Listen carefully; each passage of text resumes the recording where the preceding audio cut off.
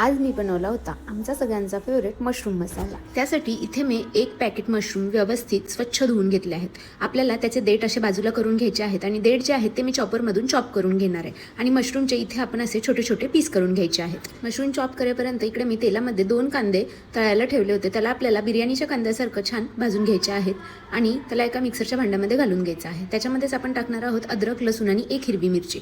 तिखट तुम्हाला हवं असेल तर तुम्ही मिरची जास्त घालू शकता। चॉप केलेले मशरूम आपल्याला एका बाउलमध्ये काढून घ्यायचे आहेत। त्यामध्ये आपण ते देठ जे आपण चॉपरमधून बारीक केलेले ते पण ॲड करायचे आहेत आणि कांदे आले लसणाची आपण जी पेस्ट करून घेतली होती ती देखील ॲड करायची आहे। आणि याच्यामध्ये आता मी दही घालत आहे, अर्धी वाटी दही आणि थोडेसे बेसिक मसाले जे मी कॅप्शनमध्ये मेन्शन करेन। हे सगळं मिक्स करून याला छान मॅरिनेट करून घ्यायचं आहे।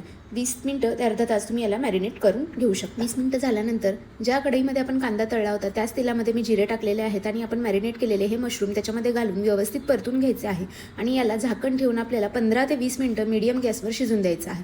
बघू शकता आपल्याला इथे बिलकुल पाण्याचा वापर करायचा नाहीये, दही आहे त्या पाण्यातच आपल्याला हे मशरूम व्यवस्थित शिजवून घ्यायचे आहेत। इथे मी आरुषसाठी हे कमी तिखट असलेले मशरूम बाजूला काढून घेतले आणि उरलेल्या मशरूममध्ये लाल मिरची पावडर टाकलेली आहे आणि 2 मिनिटं वाफ काढून घेतली, वरून हिरवी कोथिंबीर घातली आणि ही आपले मशरूम मसाला रेडी आहे। हॉटेलच्या भाजीला ही भाजी मागे टाकेल एवढी मस्त लागते चवीला, तर तुम्ही देखील नक्की ट्राय करून बघा। ही चपाती, राईस किंवा भाकरी सोबत सोबत देखील तुम्ही खाऊ शकता। व्हिडिओज आवडत असतील तर चॅनलला नक्की फॉलो करा। थँक्यू।